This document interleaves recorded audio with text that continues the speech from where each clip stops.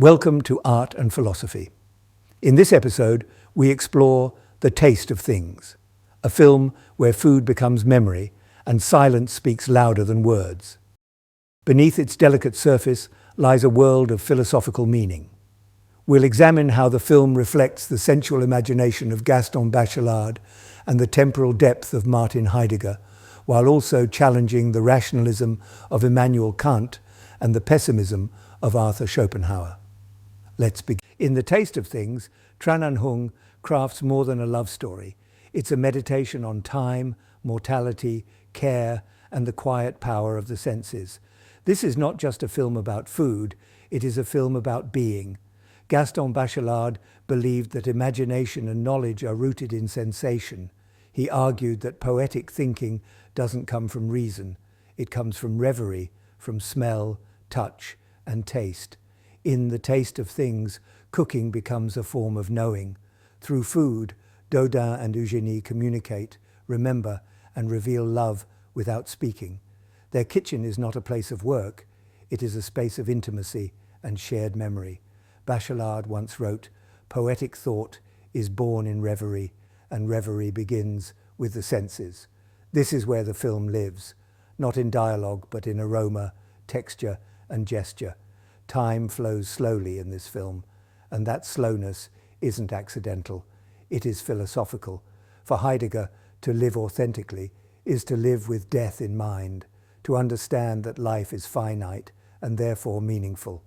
The meals we see are not just daily rituals, they are reminders that each moment is unique. Each meal, like each life, is unrepeatable. As Heidegger wrote, "Only a being that can die can authentically live." Eugénie's illness and the unspoken fear it creates turns every shared moment with Dodin into an act of quiet resistance against time. But not all philosophy would embrace this film's sensual world. Immanuel Kant, for example, placed reason above the senses. For him, morality comes from rational will, not from emotional or sensory experience.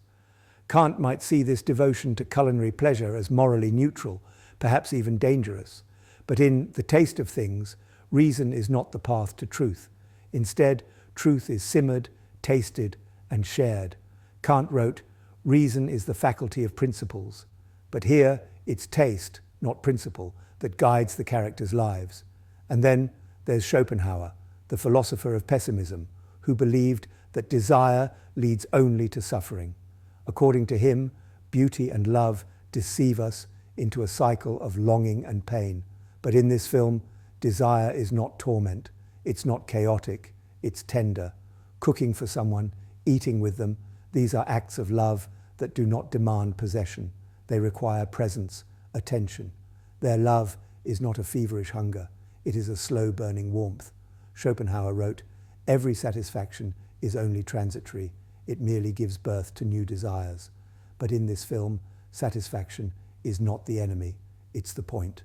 A meal can be complete, a life can be full.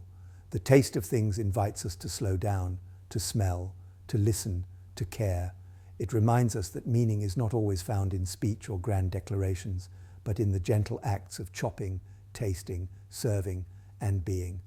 In a world that often rushes past beauty, this film lingers, and in doing so, it teaches us a subtle philosophy of presence. We are not only what we think, we are also what we taste, what we give, and what we share. If this video stirred something in you, consider subscribing for more explorations at the edge of cinema and philosophy. Leave a comment if things mean to you.